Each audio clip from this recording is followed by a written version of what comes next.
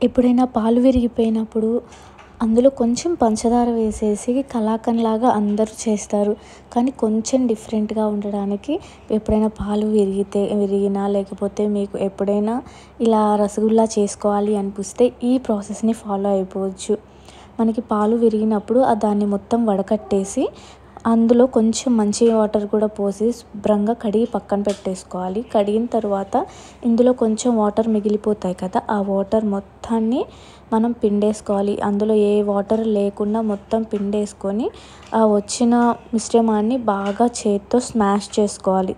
ఇలా బాగా స్మాష్ చేసిన తర్వాత ఈ ముద్దని చిన్న చిన్న ఉండలుగా చేసుకోవాలి.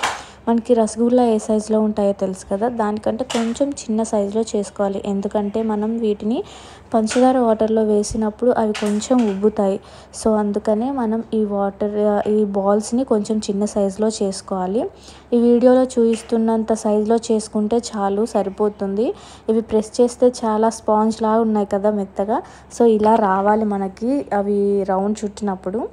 అండ్ తర్వాత మనం ఒక కడాయి తీసుకొని అందులో ఒక కప్పు పంచదార తీసుకొని 2 కప్స్ వాటర్ పోసుకోవాలి. ఈ పంచదార మొత్తం కరిగేంత వరకు మనం ఇది హై ఫ్లేమ్‌లో పెట్టేసుకోవచ్చు. చాలా ఫాస్ట్‌గా కరిగిపోతుంది పంచదార అనేది. సో, కరిగిన వెంటనే మనం ఆల్రెడీ రెడీ చేసి పెట్టుకున్న బాల్స్ ఏవైతే ఉన్నాయో వాటి మొత్తాన్ని ఇందులో వేసేసేయాలి. ఈ వాటర్‌లో వేసి కొంచెం సేపు మరగనిచ్చాలి. అంటే వీటి సైజ్ అనేది కొంచెం పెరుగుతుంది. మనకి రసగుల్లా సైజ్ ఎలా ఉంటుంది అలా కొంచెం ఉబ్బుతాయి అన్నమాట. ఈ వాటర్‌లో నాని కొంచెం బాయిల్ అయిన తర్వాత ఉడికిన తర్వాత.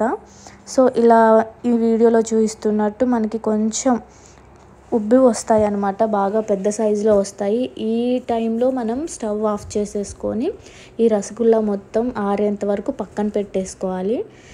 పక్కన పెట్టేసుకున్న తర్వాత బాగా ఆరిపోయిన తర్వాత మనం కావాలి అనుకుంటే అలా అయినా సర్వ్ చేసుకొని తినేసేయచ్చు. లేకపోతే చల్లగా ఉంటే ఇంకా చాలా బాగుంటుంది అనుకునే వాళ్ళు ఫ్రిడ్జ్‌లో పెట్టుకొని అవి చల్లగా అయిన తర్వాత అలా కూడా సర్వ్ చేసుకొని వాటిని మనం తినొచ్చు. చాలా టేస్టీగా ఉంటాయి. మీరు కూడా ఇంట్లో ఎప్పుడైనా పాలు విరిగిపోయినప్పుడు అవి పారపోయకుండా లేకపోతే రెగ్యులర్‌గా చేసే కలాకండ్ చేయకుండా ఇలా రసగుల్లా ట్రై చేయండి. చాలా టేస్ట్‌గా ఉంటాయి. అండ్ ఈ వీడియో కనుక మీకు నచ్చినట్టయితే ఖచ్చితంగా ఫుడ్డీ గర్ల్ ఛానల్ని లైక్ చేయండి, షేర్ చేయండి అండ్ సబ్స్క్రైబ్ చేసుకోవడం అస్సలు మర్చిపోవద్దు.